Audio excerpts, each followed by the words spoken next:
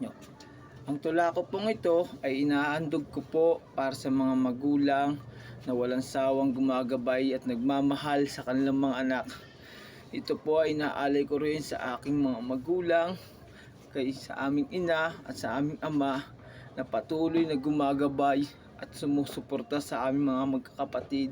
Kahit sa hirap ng buhay ay inyo pa rin pong kinakayanan para lang tayo ay magkaroon at para lang po kami magkaroon ng magandang kinabukasan. Kaya sana po sa pamamagitan ng aking tula ay kayo po ay aking mapasaya at ito po ang linalaman ng puso ko para sa inyo, ina at ama. Ang tula ko pong ito ay pinamagatan ko ng Ang Ilaw at Haligi ng Tahanan.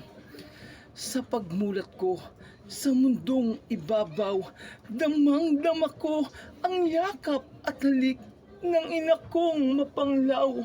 Pagmamahal niya ay walang kapantay, kaya buong buhay ko sa kanya iaalay. Salamat o aking ina sa lahat ng iyong pagmamahal at suporta, na sa tuwing ako bigo ay naghihikahos, nariyan ka sa tabi ko.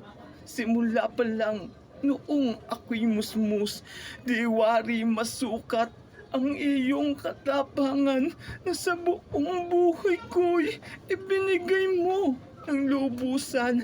At kahit ano paman ang iyong sapitin, basta't magawa mo lang ang lahat para sa akin. Patawad sa mga panahong ako'y naging pabigat. Di ko sukat akalain ang kasakimang na idulot ko sa'yo ay sala. Natuto na ako sa aking mga pagkakamali dahil sa isang tulad mo na diwari. O aking ina, salamat sa pagiging ilaw ng tahanan, na kahit makulimliman ang ating katayuan, nagsisikap ka pa rin para tayo'y magkaroon ng kaginhawahan. Salamat, salamat, salamat.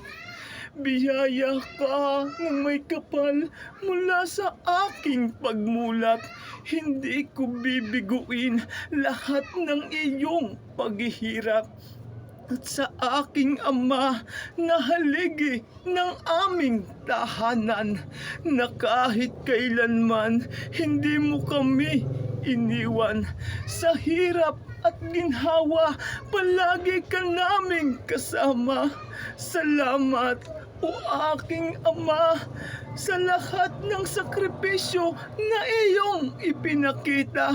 Ikaw ang nagpatibay ng ating pamilya, dahil ikaw ang haligi na hindi natutumba. Bagaman napakahirap ng ating pinagdaanan, nang dahil sa iyo, Ama, ay ating nakayanan. Hanggang sa aking paglakad, ikaw ang umalalay. Kaya mahal kong Ama, utang ko sa iyo ang aking buhay. Salamat sa buong may kapal, at kayo ang magulang na aking namulatan, na kahit kailanman hindi ko kayo makakalimutan, dahil kayo, ama at ina, ang aking kandungan. Salamat po. Sana po magustuhan po nyo ginawa kong tula, at abangan nyo pa po ang gagawin ko po pong tula na ihahandog po para sa inyo. Maraming salamat po. Pakilike na lang po.